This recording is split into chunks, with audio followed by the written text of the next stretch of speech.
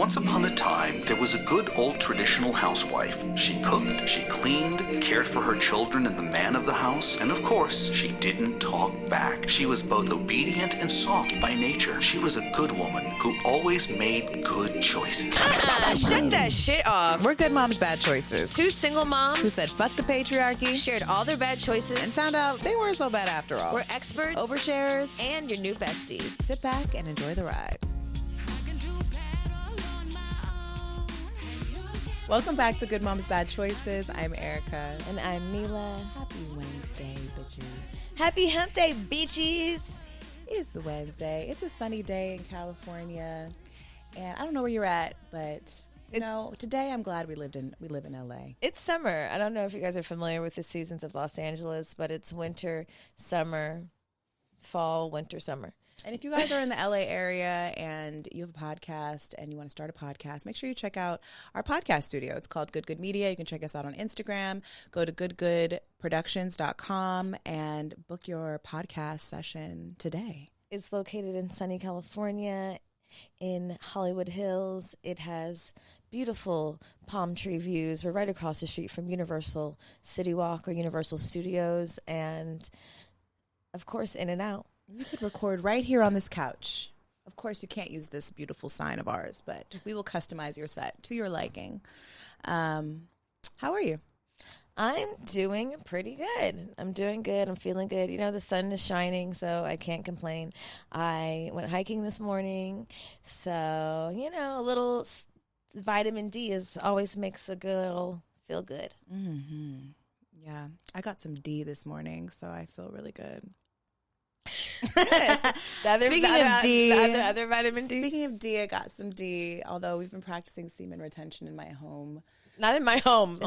In my home, we've been practicing semen retention, which I've really had to work past my need for completion. Breeding kink? Breeding kink? No, I don't know. No, there's no. Oh, because it doesn't have to be about inside breeding, you. bitch. Relax. No. Well, that's what it's called. It's called a breeding kink when you come inside you.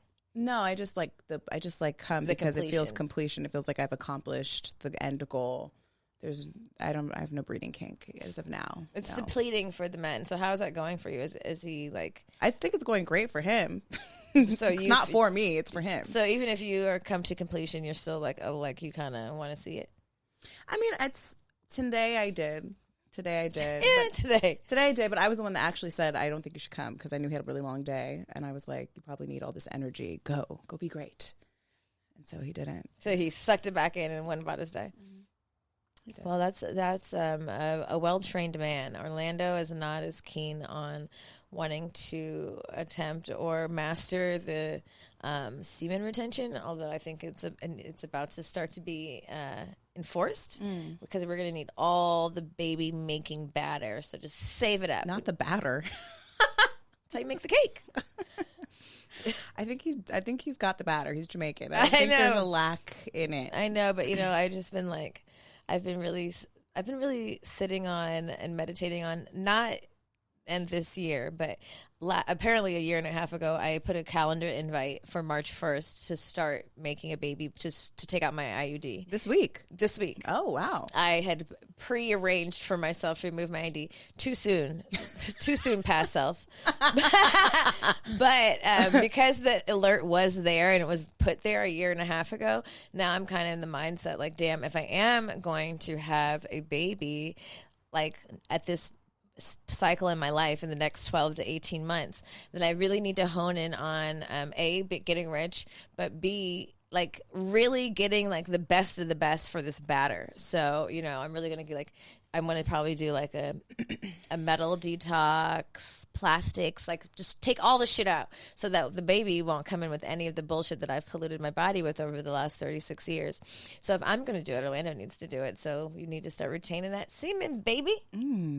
Well, good luck with that, because I don't mean that. I mean about just the taking the metals out of your body and all the things, because I feel like it's damn near fucking impossible in America. Well, the only reason I know that because boy that we see with the cute baby in Costa Rica, he told me that he prepared his wife's body for their baby. And I was like, what do you mean? Yeah, it's easy in Costa Rica. I mean, no, they live both. They live in the States. And I asked him, what kind of things were you doing over there, Master Sensi over here? And he said, metal detox. I think he said like hard plastics or something. And I was just like, my plan was to DM him and ask for more details. More polyesters. I'm going to be wearing linen for 18 months. When you see me in just straight fresh cottons and linens, you know why. I'm prepping my uterus, okay? At Orlando too. We need to save the scrotum. Can you guys please send us all of the eco-friendly underwears and denims are okay if it's 100% denim. You can wear denim, okay? That sounds rough on the balls. Okay, well, he's going to wear cotton underwear. But anyway, when you see me in Orlando walking around like a fucking healing couple in all whites and linens, this is why we're preparing our bodies for the sun. I love it. That's important. And, someone told me that you could, like, plan for a genius baby by what you eat before you get pregnant. I mean, even though it's I know I'm it takes me a slow learner. So I'm going to have to start very early on practicing discipline. I mean, it really requires a lot of sacrifice and discipline. I know. That's why I have to practice now. Yeah. Before it even takes place. So, yeah. Then you did Reiki on me in Costa Rica, and you said you felt a lot of male energy in my womb area. Mm-hmm. So that was very interesting. Yeah. Confirming that I need to detox my whole body. Got to start sometime. When are you going to start? Because you've been talking about going on a fast and juicing for 5 years. I don't know if I'm going to fast. I need to eat salads or something. Well, you are going on a fast. That would be a fast. Oh, detoxing the metals, the heavy metals. Yeah, that's a fast. First step one, I need to DM that man who has the remedies. He's probably going to make me pay him, but maybe I'll just do some research. How was your D this morning? It was great. Top notch. Good. 10 stars. Across the two thumbs up. 2 thumbs up. It's good. Happy International Women's Month. Oh, it is. No, it's International Women's Month. It's International Women's History Month. I don't know if there's any international in it, actually. I think it's just Women's History Month. I think it's history? Women's History Month. I just looked it up. But, the last 5 years, we've made up like 4,000 new holidays that don't exist. Well, more importantly, happy 7-year anniversary. It's our anniversary. 7. What does number 7 mean? I feel like that's a really important number. I think that's true. I think you're right. 7 is like a lucky number. Maybe this is the year. I mean, I know every year has been a level up, but year 7, it really genuinely feels like something big is about to happen. I feel like I'm on like the brink of the next, a huge leap in good moms. 7 in numeral. Why do they keep trying to put Roman? No one asked for Roman. 7. The number 7 is considered to be a mysterious and spiritual number in association with wisdom, intuition, and creativity. People with strong connection to the number 7 are said to be insightful, introspective, and intellectual. So that's us. That's us. Intuitive, intellectual, and smart as hell. Smart as hell. Number 7, experts. This is the year we level up. I can't believe we've been doing this for 7 motherfucking years. I know. I can, actually, because my phone won't make me stop remembering with all the reminders of all the years. This year, literally half of the reminders that I get in my phone every day when it's like, on this year, 5 years ago, like, bitch, it's you in every single year. I'm like, we go together. Like, every year it's a you or Irie. I'm like, okay. We go together. Tell the world we go together. Oh, my God. Oh, well, I have some apple cider here. Oh, my God, look, we're starting our health journey right now. We're starting our health journey because no champagne, because I'm detoxing my womb. Congratulations. Thank you. On doing something consistently for 7 years. I can't believe it. I've talked. How many episodes is in every year? Like almost 50? We've maybe taken 2 weeks off. So what's 50 times? Over 300. 50 times 7? I drank it before. It's okay. Cheers. Cheers to more years. Cheers to more success. Cheers to prioritizing ourselves, our motherhood, bringing women closer to themselves, unashaming the women, and healing ourselves throughout this process, committing to sitting in front of this mic and sharing our stories, good, bad, and doing it with grace. It feels really nice to be sitting in our studio. Yeah. With our sign. We started in my dining room. For those who are just listening and just joining Good Moms, Bad Choices, we've come a long way. And I want to encourage you to just start from the very fucking beginning. Our first episode, Sex Absent Kids, was sitting in my dining room in my old house. I mean, I would say about 200 of the 300 plus episodes we have are sitting in her living room, in our dining room, and we like dreamed of having a neon sign. Have you seen? Literally dreamed. We actually had one, but it was like, remember, like we couldn't get it to plug in. It wasn't a neon it died. sign. No, it did turn on, but it died. But it wasn't neon, bitch. It was just like those plastic letters. But it had lights. That's more. It had lights. Don't downplay our light. Don't downplay our sign. But eventually, it just burnt out, and we never ordered another one. It worked for what it worked for. It's in a lot of photographs. Damn, man. If someone would have told me 7 years ago when we started that journey, 7 years from now, you're going to be sitting in your own studio in Hollywood Hills with your neon sign, with your bestie, with your book behind you, sitting on 14 fucking retreats and a whole lot of other shit, I would have been like, no. I mean, I would have been like, I know, but it really feels good to be to bask in it, to be with a major network, to have done 2 tours, to do it all with my bestie. We worked our ass off.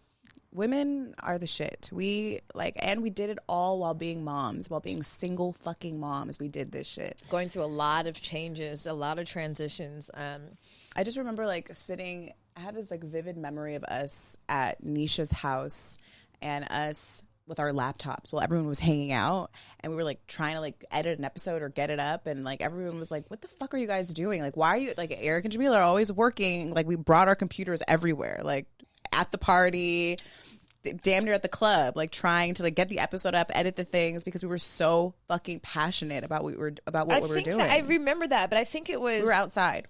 It was, we were trying to complete our book proposal, and we couldn't get the introduction. We could not figure out what the first line would be, and now it's something really good. I'm going to read it. There you go. And if you guys haven't checked out our book, it's called A Good Mom's Guide to Making Bad Choices. You can get it on Amazon, or maybe not, or wherever you get, or maybe not actually, or just Google it and buy it at a store that you feel comfortable with. You can get it, it's everywhere, but you can get it at Barnes and Noble. But this is the line that we wrote in our friend's backyard during a party, and I remember this very, very vividly. We were probably writing this and getting an episode out, because we always have everything we do, we have to do simultaneously while always getting an episode out. But this was it. And I remember thinking, oh my God. This is it. This is it. This is the line. 2 moms walk into a bar. One desperately seeking mommy friends, the other on the brink of a breakup. Both with tequila in hand. Drops mic. Cue We Found Love by Rihanna. That's how Jamila and Erica met 7 years ago as new moms. Did they mistype this? This came out 2 years ago. Is this God? No, it was, because we started our podcast 7 years. We started our podcast 7 years ago. We met. Oh, before that. Oh, yeah. wow. Okay. That's how Jamila and Erica met 7 years ago as new moms finding our way. We jumped into motherhood from different places, but with the same goal: get married, break generational curses, and live happily ever after. Of course, this being real life and all, things didn't quite turn out that way. Warning, this is not your typical mommy how-to guide. In the pages that follow, you'll hear both of our voices and the stories that led us to being good moms who embrace their bad choices. These choices and our friendship have been monumental to our growth and healing as women and evolution as modern-day mothers. Through sharing on our podcast radically honest stories about topics ranging from birth and sex to abuse and starting over, we have unlocked the cheat code to combating shame, guilt, and the toxic motherhood complex. But now, allow us to tell you how it all begun. Wow. That was what we wrote. I don't know if it was the whole thing, but that first paragraph, 2 moms walking to a bar, and we thought we went crazy with that one. We were like, oh, bow, bow, bow, bow, bow, bow. And we did. We really killed it with that, because that was the truth. For those of you who are just joining us, Erica and I met early on in our motherhood. I think Luna was like 6 months, 5 months. Irie was like 3.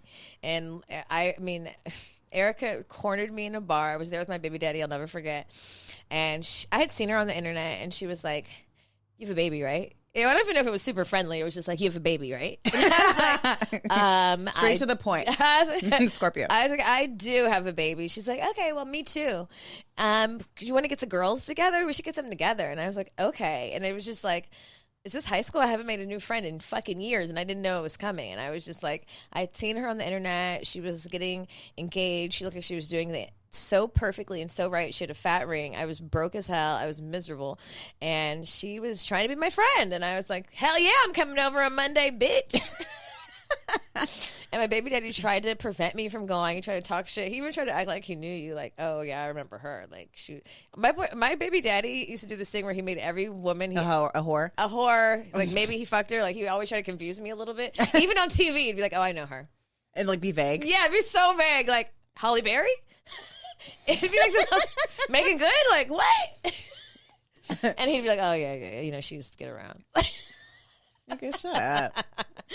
Oh my goodness. But even that hangout with our kids, they could barely lift their heads because they were infants. And us pretending like it was a play date, even though it was clearly a play date for us. Yeah, it was.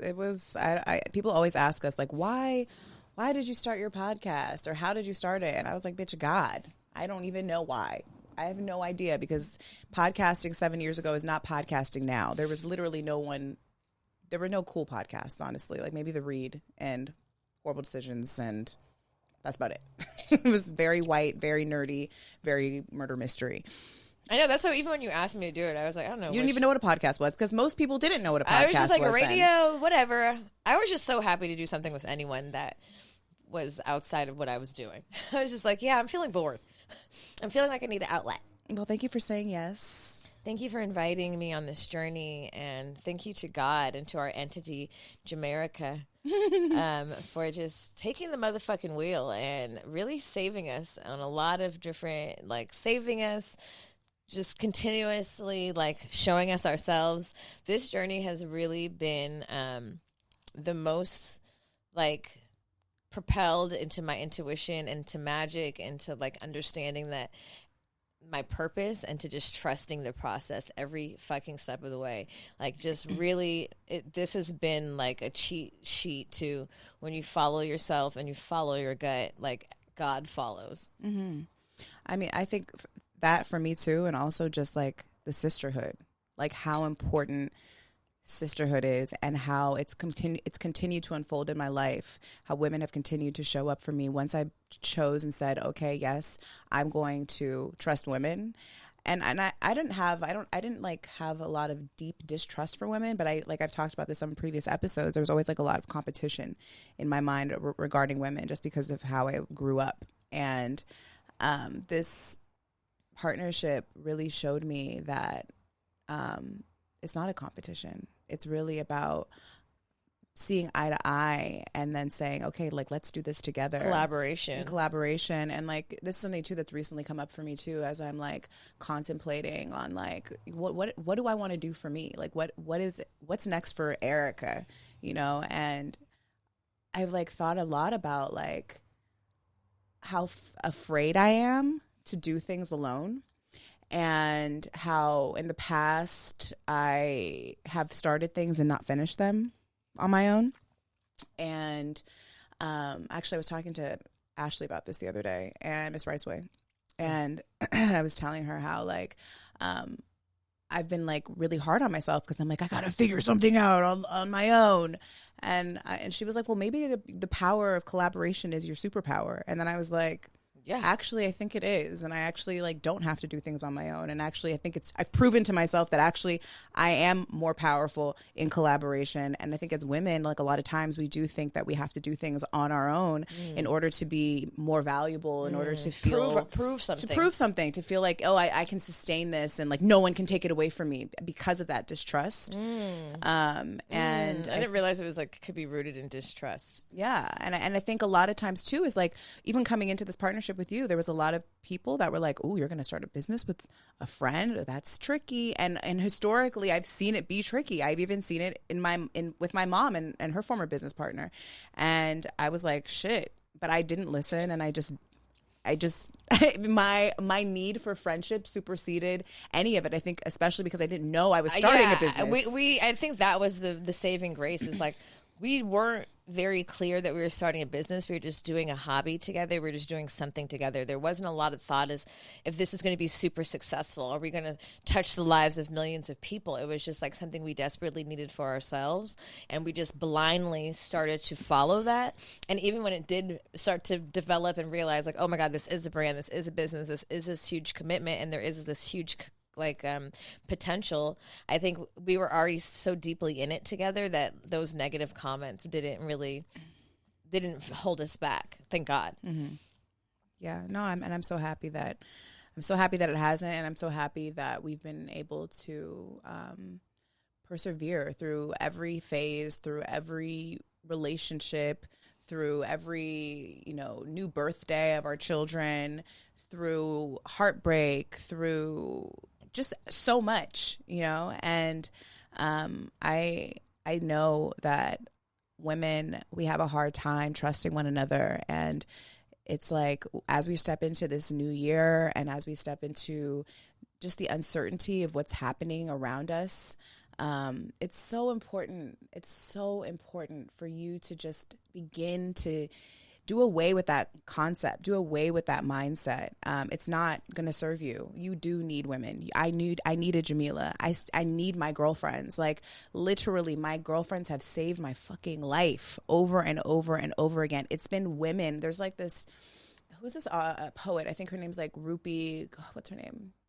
Basically, with a D, Rupert Kapar. Yeah, Kapari or something. Basically, she had this poem where she was like, "It's been women who have like been there for me, that have washed my feet and dried my tears and like nourished me and fed me, like when I had nothing and no one." And that's because that's what we're here for. We're nurturers, and not just for men. We're not nurturers just for our families and our children. Like we're nurturers for each other.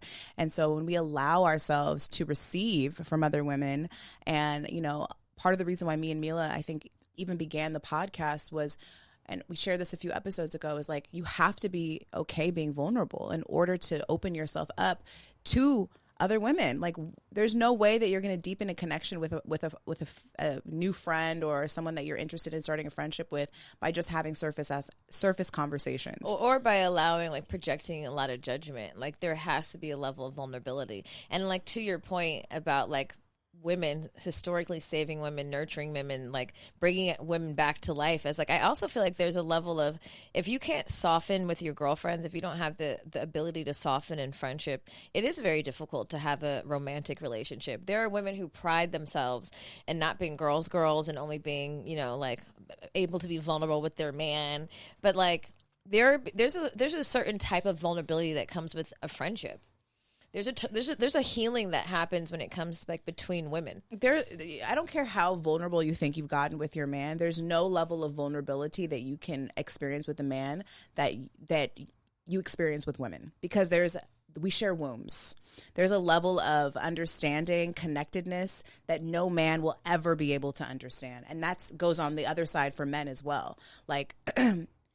You can't to your point, like you have to be able to be vulnerable with your female friends, even more so than I feel like if with your whatever, your love, if that's a masculine energy or whoever it is. But I think that there's no way that you can fully open yourself up to that relationship until you've really opened yourself up to the women in your life in that way. Because I think sometimes the women in our life are also like a mirror to yourself. And sometimes even women who talk like that, like I don't do women, it's like because there's a level of vulnerability they haven't been able to come to within themselves. And there's there's for sure, and for the women that are listening who if you feel like you fall into that category and you feel like you have like your man, and I'm sure he's your man. How many times though have you felt like you couldn't, like, there was a level of like disconnect in whatever, in something that you've shared, because there's only so much a man can fully understand around your emotions. And so you've had to shrink yourself. You had to compartmentalize parts of yourself. I don't care how close you are to your man. There's a level of vulnerability that no man will be able to hold space for that a woman can hold space for. And I see that at our retreats. I see that in my one-on-one relationships with my friends. I see that with clients. I see that with everyone. You know, like, I think that the wound that women have with each other is like actually the most important wound to heal in order to be open to romantic love. And also, I think a level of like openness in order to like birth things. Like Erica and I, when our wombs linked up, I know that sounds crazy. Like when our wombs linked up and an entity was created, there was a level of like rapid manifestation that we were able to unlock that really made me like clear of my powers. And I think that was only possible in this friendship, like in this female friendship of like, yes, we were both like blind and leaping into this, which I think was like a beautiful thing. But there was a level of just manifesting without question quickly. And I think we both like kind of like honed in on this, like, oh, we have the ability to manifest anything that we want. And we realized it in you know, community with each other. So I just don't underestimate the magic that can be created and the things that you can birth with the women in your life. Like I recognize that 100%. Like I'm collaborative. I work best in collaboration and partnership because like I just know that because of you. I would have not, you know, like I was really struggling before getting into this space and working alone and just feeling like I couldn't stick with anything, like nothing could be like super successful. I just was feeling stuck a lot. And this, like, something about this relationship just made me like not question shit, even when we had like huge ideas that didn't make any sense. I also think, like, as I'm thinking too around this idea of like how women directly affect how you show up in so many spaces in your life, not just the romantic one. There's all this talk around like, and it's been an ongoing conversation around like women that want to be softer, right? Like soft life, whatever. And I think that like women are waiting for men to like provide this environment for them to be soft. But I actually think that I've become softer in the presence of women. Yeah. I've learned how to soften myself in the presence of women, and that actually directly benefits my relationship. Of course, yes, a man can help support that, but I also think that female friendships actually are so much of the medicine that helps women be soft. It's definitely medicine. It does soften you. Like doing these retreats, like being able to hold other women and comfort them and support them through hard things and just understand the pain that they're experiencing. Even if it's not something I've personally been through, there's a level of empathy that I can hold for another woman, you know, in certain spaces that like allow me to soften and be vulnerable. And also allow me, like, this retreat space has really allowed me to like understand you have no idea what people are going through. You know, like you can, you know, and every day in life we run into people and we're like, oh, she's so loud. Oh, this is that. Oh, that. You know what I mean? Like making up all types of ideas about women, you know, creating ideas and completely fictitious lives like I did about Erica, you know, I thought, vice versa, you know, and being able to be in a container with women where we can really be vulnerable gives you the opportunity to be like, oh, you're human like me. Mm-hmm. Everyone is just human. We're all dealing in these things, but we're very rarely in spaces where we give each other the opportunity to take off the mask and be like, oh, I understand you're going through something. Oh, you did get on my nerves, but I understand. Like, we're just different. I understand you're excited. Like, there's so many. It's so easy to repel someone first and make up your mind about someone. You know, like, it's not my cup of tea. It's not my type of bitch. I've never left a retreat and been like, that's not my type of bitch. Never. You know, and that's a lot solely because we have 6 days to like really find out who those people are and what they're going through and give them grace. And like, there's always something that I see of myself in someone else. And so it's just like, it reminds me when I come back to like the real world, and when my first mind is to do shit like that, I'm like, no, not doing that, you know? And like, even giving that to my daughter. Right. Like, that's not how we act. That's not how we conduct ourselves with other people or other women, because we're all going through some shit. No, it's true. And luckily, me and Erica were going through some shit 7 years ago when we started this podcast. It's true. Terrible breakup, sadness. Yeah. No, it's true. And, you know, I that's why I so look forward to our retreats, because I feel like in between the retreats, like I start to harden a little bit, get a little crunchy. Yeah. And we actually have a retreat coming up, you guys, in April. It's our first retreat in Jamaica. It's our flower goddess retreat, aka ganja goddess. So this is for our smoking mamas or just women. Our retreats are not just for women, but it's for our smoking women. I love a retreater for smoking women. You don't have to. I know, yeah. You don't have to smoke to count. You don't have to smoke, but this one specifically is going to be very 420 friendly, because we're in gonna be fucking high. And we're going to be in Jamaica on fucking 420. So we have a few more spots left. We actually were sold out of this retreat, but then a few women had to cancel last minute. So if there's anybody listening that wants to join us in Jamaica on April 17th through the 22nd, we have a few spots left. We are offering a discount code because we know it's last minute. So make sure you click the link and check out the Flower Goddess Retreat and use code GANJA. Especially the East Coast girlies, okay? Because you're close. You're and right there. The flights are cheap, and you might as well come pull up and put your bathing suit on, because I know it's cold as shit in the East Coast. And come smoke one with us and celebrate 420 and like a beachfront villa. Yeah. We're literally right on the water. Waking up to the ocean. Yeah. The Caribbean Ocean. Waking up to breakfast blunts, waking up to yoga and chiefing, probably some fine men and some good ass food.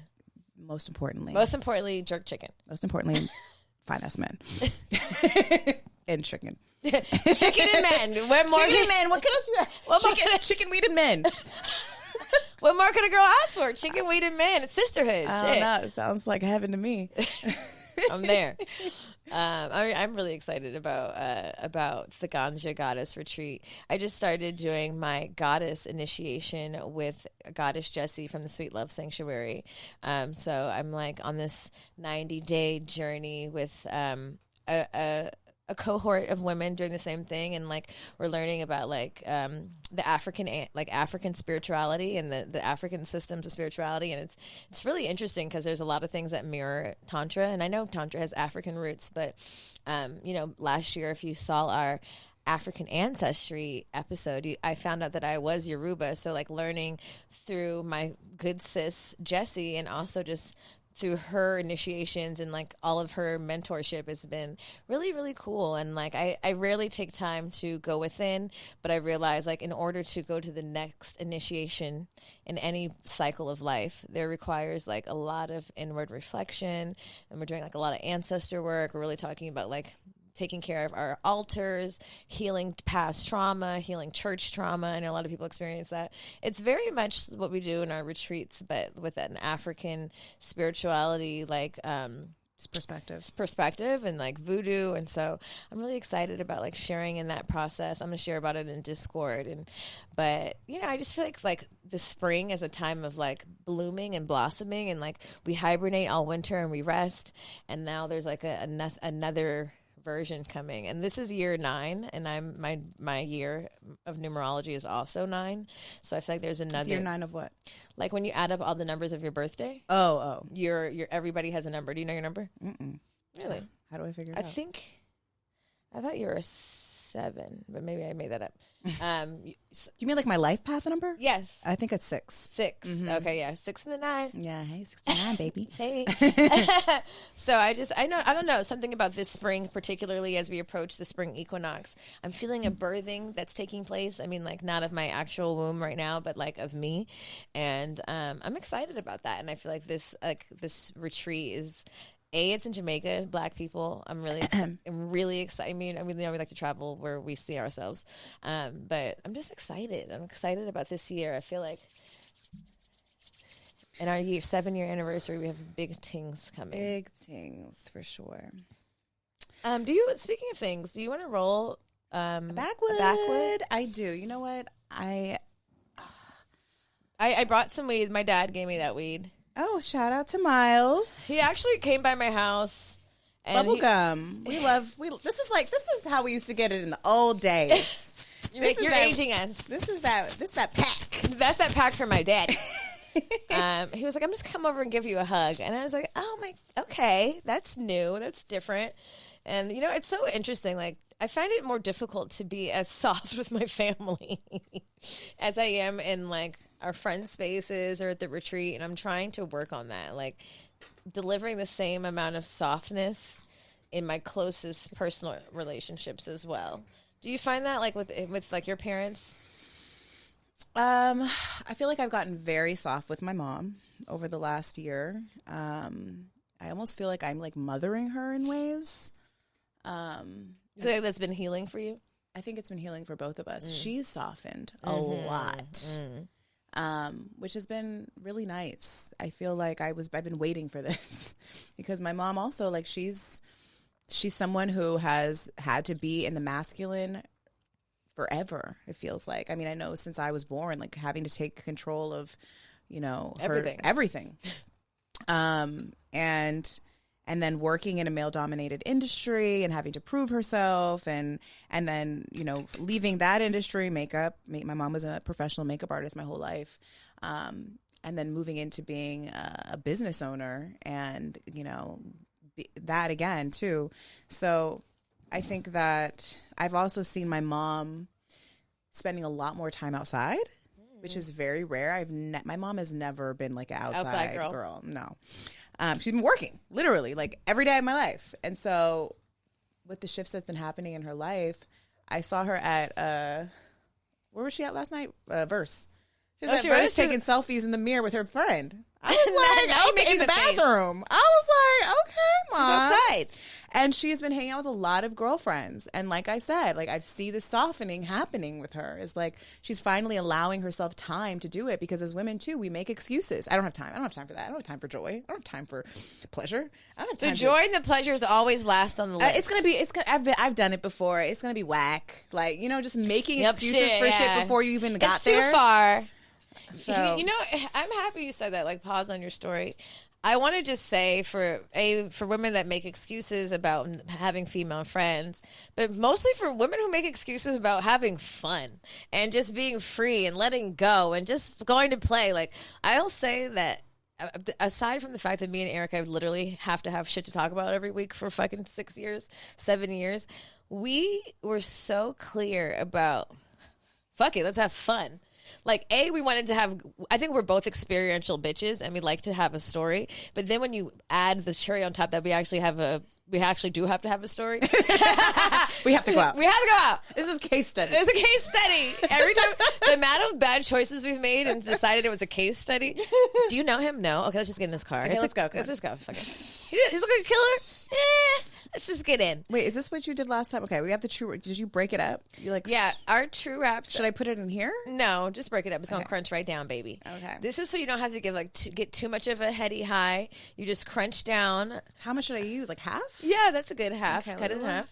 Little half. Yeah. And then we just crunch it in there. We do some ASMR. Oh my god! Remember when we did ASMR? It's ASMR with backwoods. Like that. True raps. It's true raps, baby. I don't know why this is the ASMR.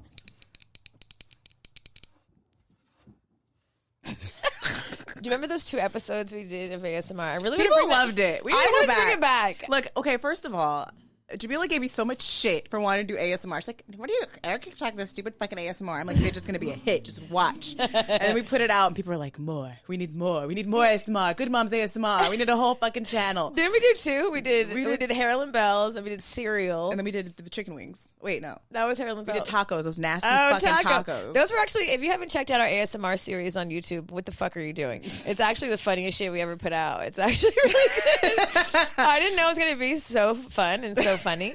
But it actually, it was really inspired by our kids. It was. Our kids kept telling us to do it because I don't really get the type of ASMR, but wow, it was really fun. And now we're doing ASMR blunt rolling. Oh, yeah, so now this is... the blunt is actually going inside of the joint, so this is... So we take the true wrap and we use it like it's grava, and we put it inside of the paper. So it just opens you up just a little bit for lightheadedness, not too much. No, it makes it like a heftier smoke. Yeah, Feels more significant. Feels more weighted. Weighted smoke. Okay, sorry, I didn't mean to interrupt you about your mom. No, I was just saying that, like, I've just watched her soften lately, and I think part of that is life kicking her ass a little bit, and then her also connecting more with her friends, like making time, knowing that she needs to go outside, knowing that she needs women, not just her husband, women to, like, help her, to, like, confide in. Like, there's only so much you can talk to with a man about your feelings, your emotions, and what you're going through, you know? And so talking to other women, especially women that have gone through that are going through something similar to what she's been going through, like, there's, like, a level of I guess, vulnerability, of humbleness, all those things that I think women provide a space for. And so it's been really nice to see her do that. And so to answer your question, I am soft with my mom. Our relationship has come a long way. Even if you go back and listen to, like, our episode we did with her, like, 4 years ago or so, like, our relationship then is so different than it is now, you know, like, even then, like, she was definitely in her masculine, and even in the episode, you know, my mom's a boss bitch, you know, and, like, but shit, she's tired. I mean, you can only wear the fucking, like, badge so long. Like you gotta put it down. Yeah, it's like sometimes you gotta put that shit down. It's exhausting. It's exhausting. And even as to our parents, you know, it's exhausting. It's exhausting holding up like the weight of whatever you think that you've made them out in your mind. And, like, yeah, and time is of the essence, you know, like we're not promised every day. We're not promised forever. This is a temporary human experience, and just remembering to soften with yourself, but also, like, and your girlfriends, but soften with the people that matter most, with your kids, with your parents, because just like the same speech we just gave about not knowing what other women are going through is, like, you sometimes don't even know what your parents are going through, and, like, and how they're being affected. Because, you know, I was feeling myself wanting to judge my dad a little bit last week, and then he called and, like, just randomly came over, brought that weed, and asked for a hug, and I just had to be like, let me stand down, let me not be judgmental, let me not make up a narrative in my mind, and just stick with it, and let me just let him come over and give me a hug. How was the hug? It was nice. It probably could have been longer, you know. When I've functioned very much in a very, like, we're loving but not super touchy, so it's kind of like, now you're coming over here wanting to give me a super long hug. It's interesting, but, you know, my dad's pretty loving. But just a reminder to everyone listening that hug your parents, hug your friends. Sometimes the people we know the most and the closest to us, it's the hardest to give that deep stranger love. It's true. I just looked over at you with that chain on and that hat. You look like Run DMC. Yeah, I'm throwing it back. Got a throwback. Like, I got a throwback merch on. We don't even sell this one anymore. I'm gonna have to run this back. Actually, this shit I've had since, like, that's cute. I was like 22. It kind of looks like ours. But I know. I was like, then I was like, was this what we were inspired by? Like, that's kind of in my mind. This is by this old brand called Dope. It was, like, really popular once upon a time. And I think I remember. They might still even have it, but it was like they had a store on Fairfax. Like, I like that netted look. It was a whole moment. Look at us, kind of matching again with our knitted wear. Are you ready for this? The final smoking of this backwood insertion blunt. Mm-hmm. Backwood insertion joint. Backwood sprinkle.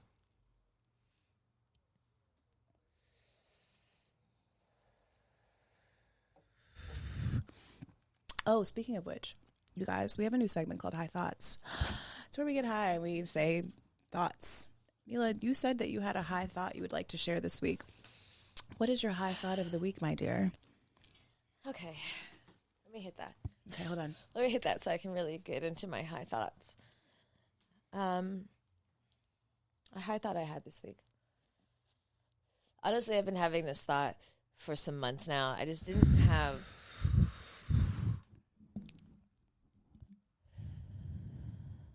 for our ASMR community. Wait, let's do it. Let's do it for the old days. Oh my god! Well, this one's actually dangerous. Let's not do that. Are you gonna? I was gonna do that, but I'm not gonna do that. It's not short enough. No, it has to be kind of long. No, wait. When you do it like that, yeah. I'm afraid. Wait, but you put it in your mouth, right? Yeah, you do it.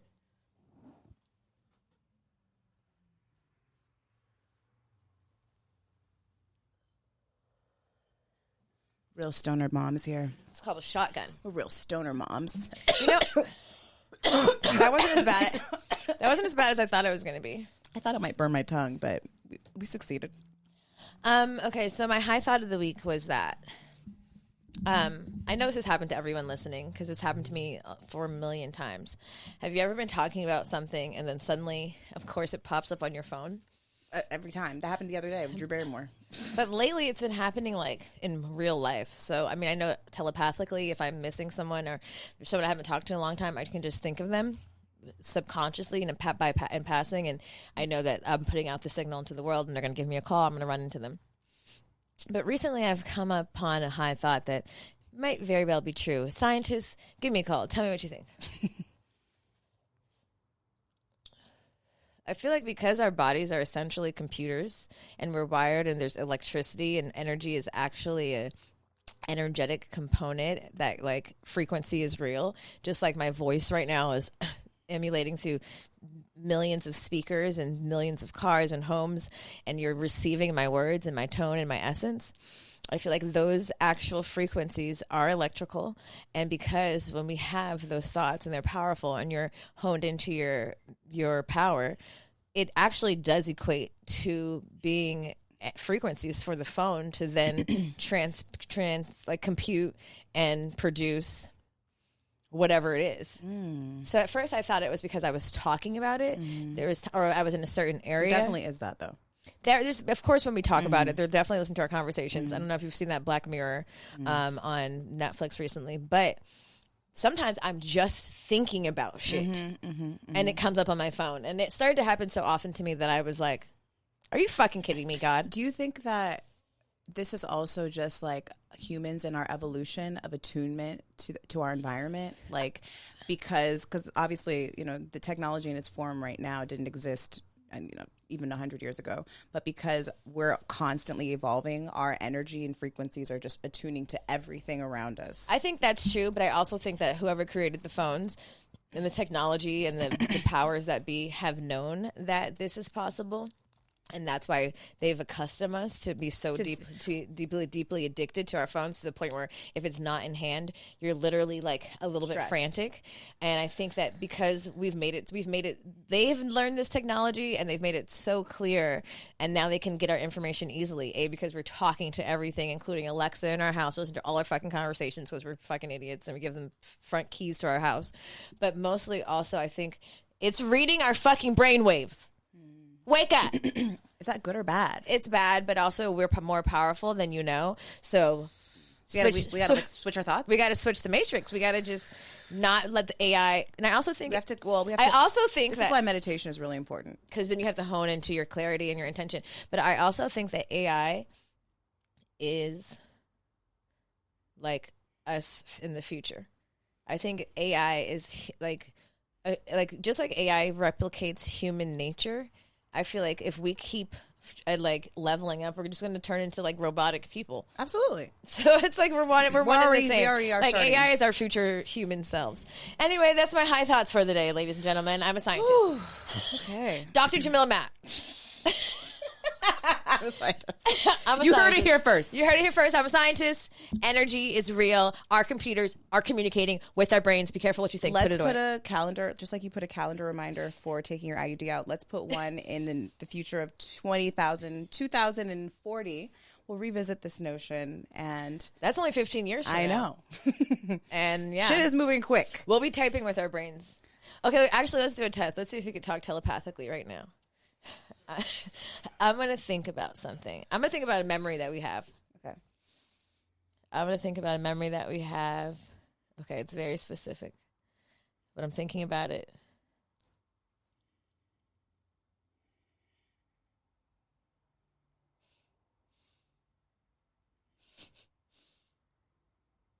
Coachella. Yeah. Shut up. Swear to God. What? I swear to God. Wait. Wait, is it us in the car when we're talking? No, it's funny. Or is our drug meltdown? It's during the drug meltdown. It's specific. It's more specific than it's during the drug meltdown, but something specific happens. The swishing of the pants. Yeah! What the fuck?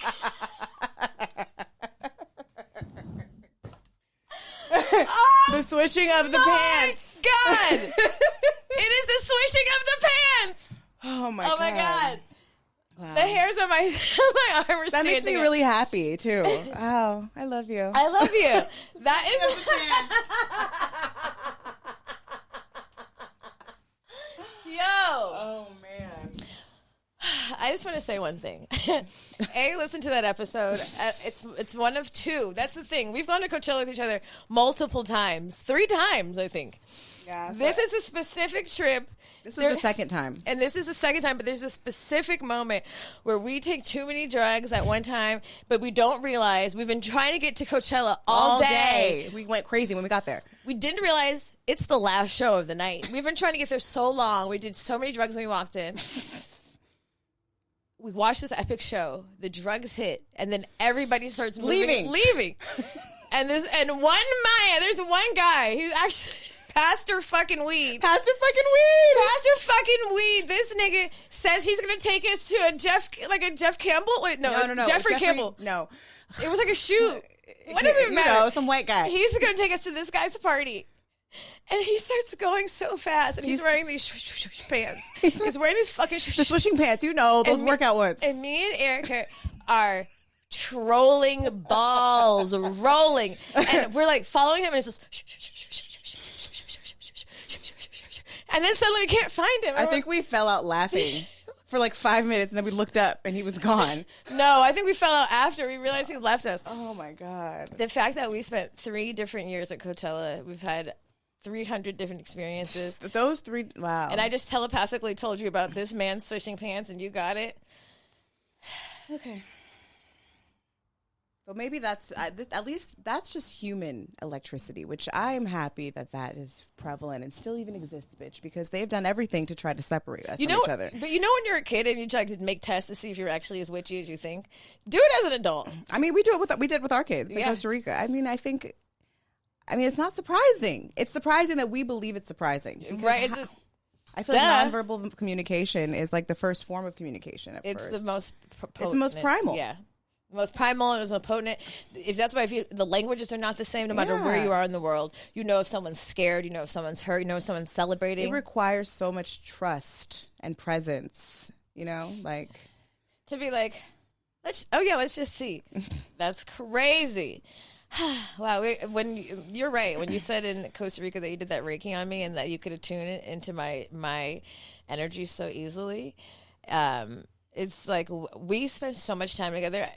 We've slept in the same bed for hundreds of times. Hundreds. This time we had separate beds in Costa Rica. We had separate rooms, and it was like, God, that was weird. What are you doing? What are you doing? But we're grown women, you know. But yeah, like being in each other's energy. Sometimes even when I know you know my energy. It's almost like when you know somebody else's energy, so it's just kind of like you're out there, you're exposed. Yeah, I do because my energy is potent, so I'm always out there. I'm always exposed. Yeah, so it's very clear. Anyway, those are my high thoughts. Powerful. Thank you. Thank you. If anyone has any information about our electrical brains, give me a call. Yeah. If anyone has any high thoughts to share, please send them. They don't have to be that philosophical either. Just DM us your high thoughts when you're high. I'm going to pick a tarot card. Pick one.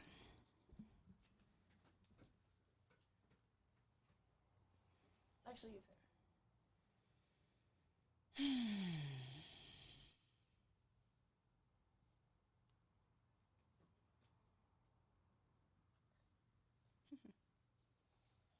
Temperance. Looks like balance, ebbs and flow, trusting the flow. Emotions, intuition. Oh, wait. Didn't you tell me you had a bad choice this week?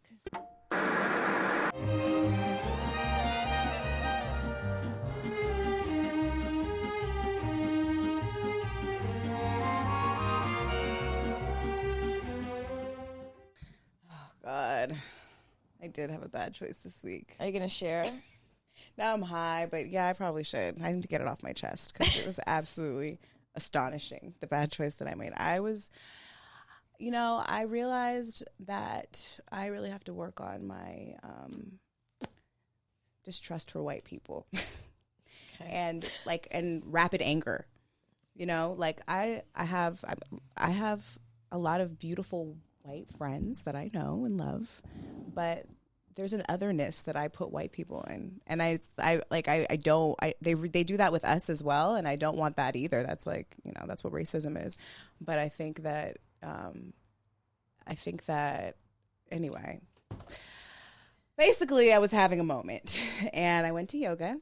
It was 6:30. So you knew you were having a moment before you got to yoga. So I'm going to tell you, I was like, I need to go to yoga. I've been doing 2 days. I've been doing like these crazy workouts. And so I was like, I need to stretch my body. I'm going to wake up. I'm going to leave Irie at the house because I'm going to be gone for an hour. And I've been like testing out what that feels like. And, but I have my phone with me. Like I always try to keep it nearby just in case she calls me. So I went to yoga, and right before I went in, I was looking on Instagram, and I had seen like that they had just banned Well-Read Black Girls book. The Department of Defense, because they're banning black books. Oh, wow. Oh, yeah. Mm-hmm. From the school or just in general? In general.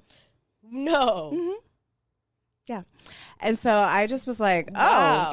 This speaks to the power of frequency, because that disturbed me. I was just like, okay, this is scary. I'm like, am I going to just look at this and then walk away and forget about it? And this is what happens. Like, we just keep seeing things. We're so desensitized that we see things and then we just walk away from it, and then it happens and happens and happens. Anyway, so then I was like, okay, this is why you need to go to yoga. So just go in there. And so I got in there, I brought my phone, I put the towel over the phone, just because I knew that I wasn't supposed to have my phone in there. But I was like, I'm a mom, so fuck you. Like, I gotta make sure my kid's okay. I'm not gonna like talk on the phone. Right. I just need to make sure that I'm available in the next hour, So anyway, we're doing yoga. It's heated, so it's also hot. It's challenging. It's like vulnerable. Yeah. You're in vulnerable positions. Right. Like, you're tired, and so you're tired. It's 6 a.m. in the morning. You chose. It's 6 a.m. I'm just stressed out. Okay, and so anyway, like 30 minutes in, I like take the towel off, and I go look at my phone, and I see that I think she didn't actually text me, it was Shakam, and he was saying something very sweet, and I literally just tapped it, and then I thought, okay, and I looked over, and then I was like in the middle of a downward dog, and I was about to like turn into this pose. I think it's called like Wild Thing or some shit. Warrior, and she literally came into my face and was like, "There's no phones here, ma'am." And I was like, "Whoa." Was it the teacher? Yes, it was the teacher. But it was so aggressive, and her big old aggressive ass white face angered the fuck out of me. I was just like, was she big or was she no, bitch, she was just white. Okay. Telling me what to do. Oh, and I was angered because I was already like, and you were sensitive to the world, and I just was like, you put your right arm up, and she was. I'm not saying this is a bad choice. So this is a bad choice of the week. Next? So anyway, I was like, whoa, okay, bitch, like, okay, I was so caught off guard. I was like, am I gonna? You had a split second to decide. I was like, let me just continue.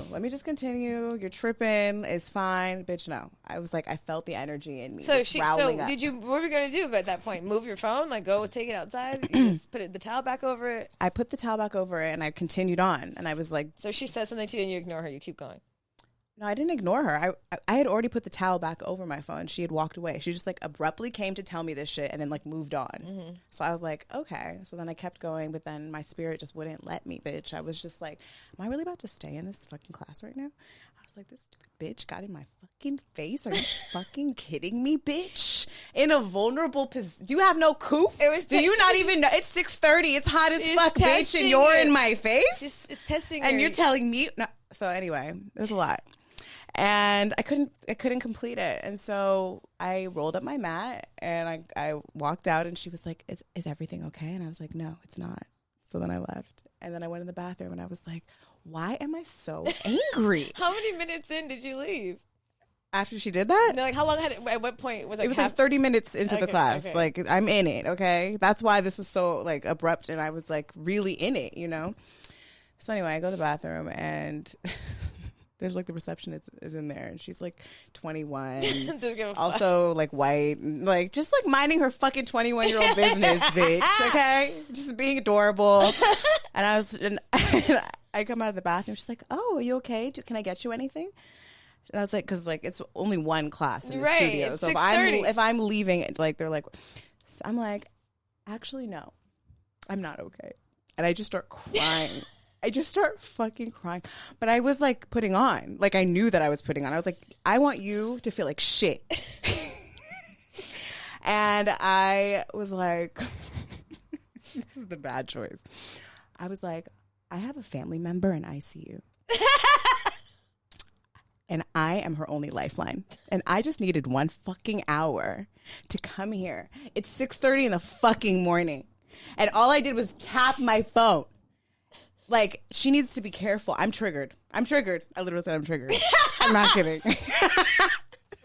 Not you, Karen. I literally Karen the fuck out of her, bitch. I'm triggered. Okay? Wait, so much so that I was like, damn, bitch, like, you got it. You're killing this right now. But but then I couldn't get out of it. Then I, like, really felt like you were it was like, real. I was like, is this what it feels like to be pathological? Yes. I'm like, you start to believe it. I was like, in order for it to be real, you have to feel like it's real. Oh, yeah. No, it was real, bitch. It was real. I was, like, shaking.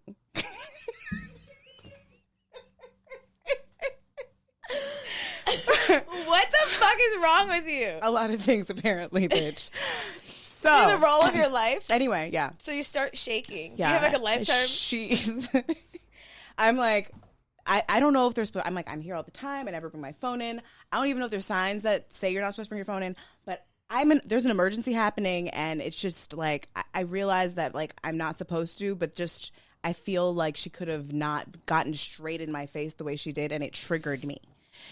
So anyway, she's like, I'm so sorry. And I was like, yeah. And then I just started crying more. And then I was like, I'm just going to go. And then we walked out and she goes, there's the sign. And it was literally like, it was kind of high. It was like up on top of the door. Like you really had to look up to see it. And she's like, it is kind of high. And I was like, yeah. Yeah. It is. Who can say so fucking high? Giant. A sign for giants. Okay, yeah.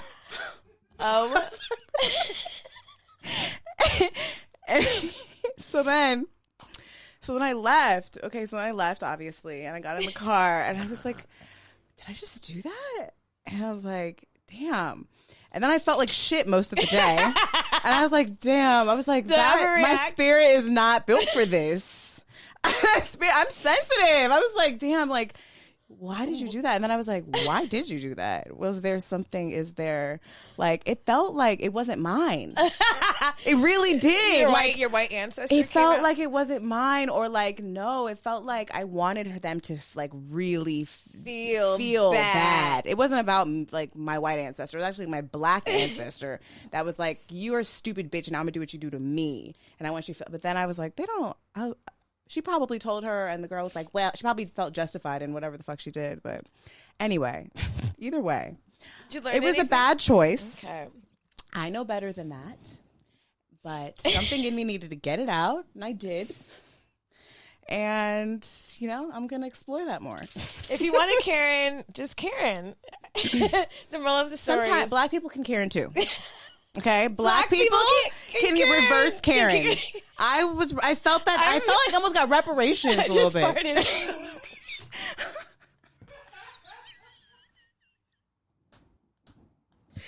It's called, why would you say black people can Karen too? It's the reverse Karen. Reverse, not the reverse Karen. Reverse. Yeah. So anyway, that was my bad choice. Don't judge me, okay, guys? I'm not perfect. Do anything, you know. I'm with it. You know, we only have a couple. Everyone acts a little nuts sometimes. Just so you know, we're recording this. It's still February. Get your Karen on.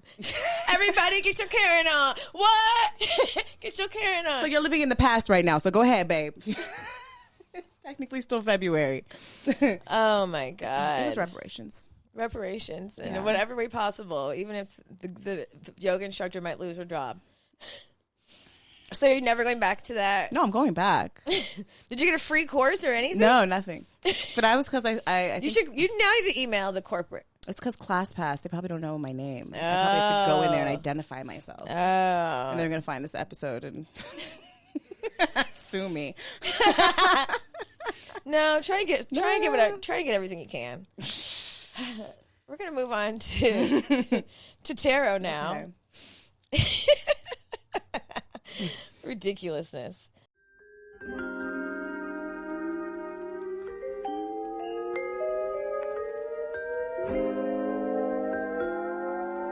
The temperance is who you pulled. It's balance, moderation, patience, purpose.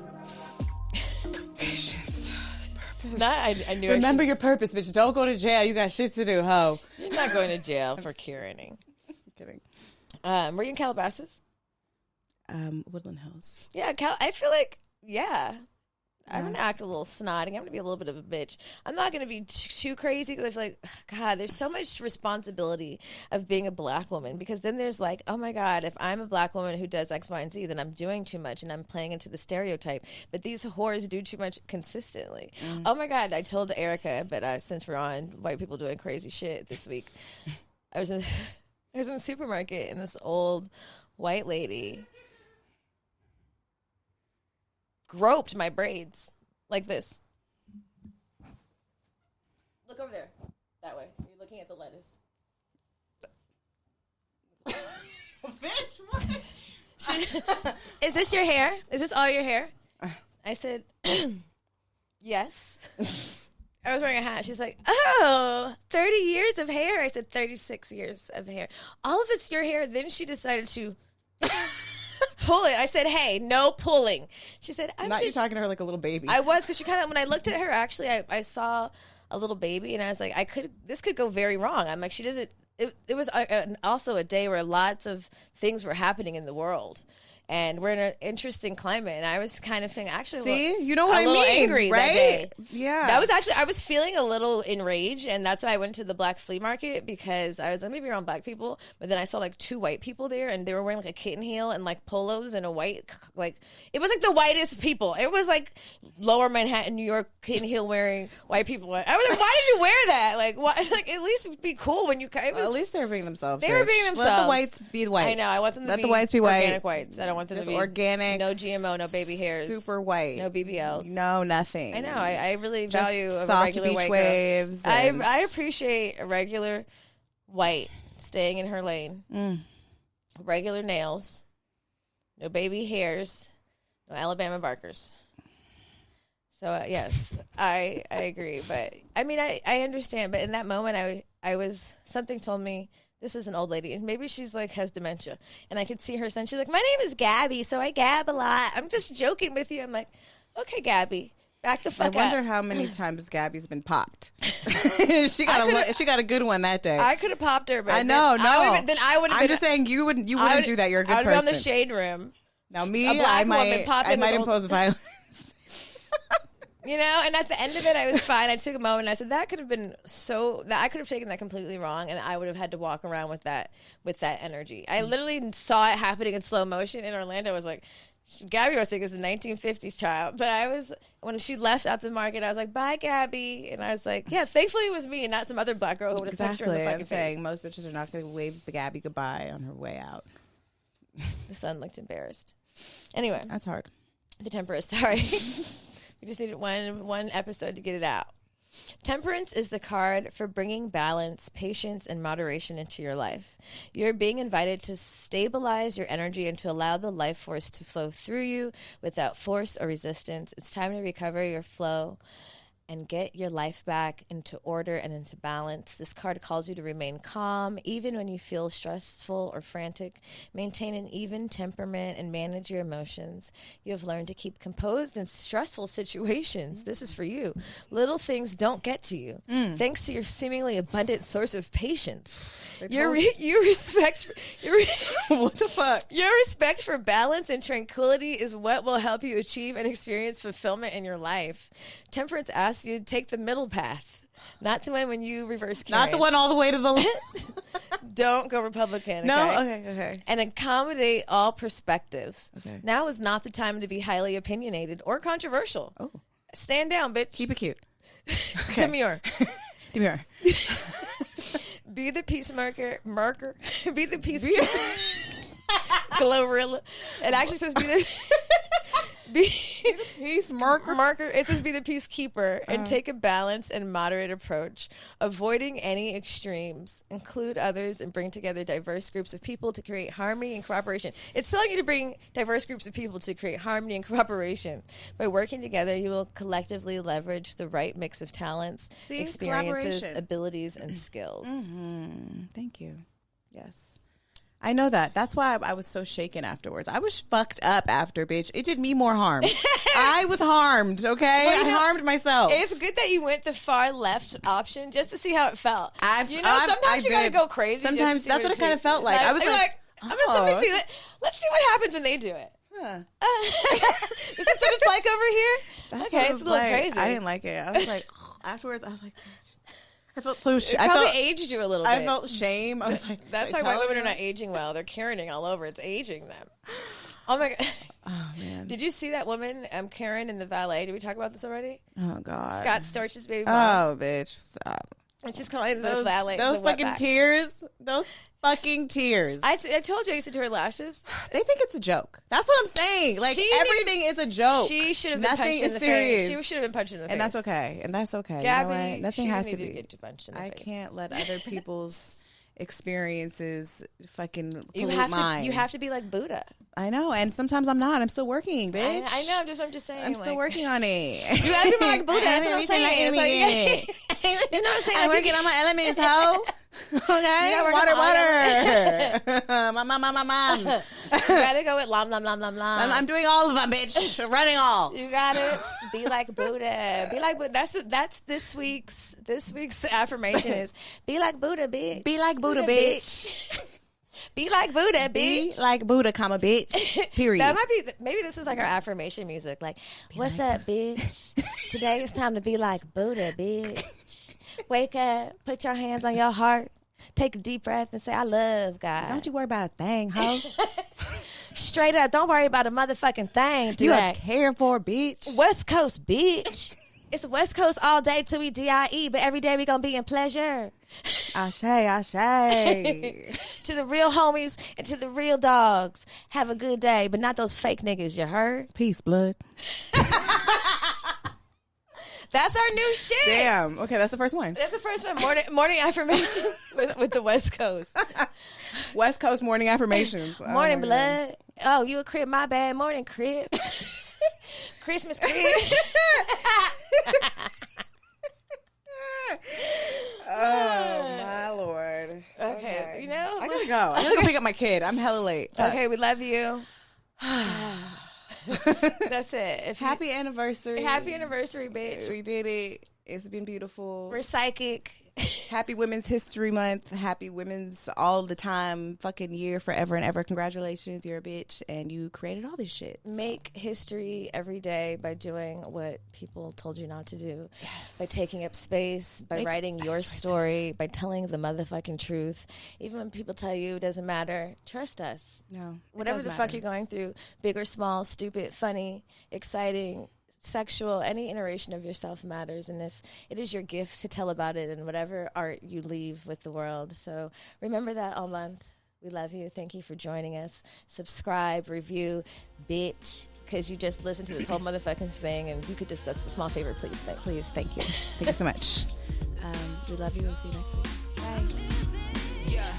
I'm living so good, can't you tell? I went through a drought, that's until I found a well. Made my heaven on earth, I used to be broke as hell. Now I got the blues dancing like Beyonce, Giselle. Throat chakra popping, it's power in our voices. Patriarchy kept it in the box to exploit us. Women put the P in power, so it's pointless. They want me to be good, so I made bad choices. Bad mom, not a bad mom, but a bad mom. Get her Zen on, put cannabis in her bath bomb. Walked in, boss was capping, I blew his cap off. Top dog now, I'm immune to the cat calls. Curvy in the waist, but straight to it like a dollar sign. Mother and a lover, intuitive like a water sign. Warrior in the winter. and sensual in the summertime. I do it all, ain't no one I need to run it.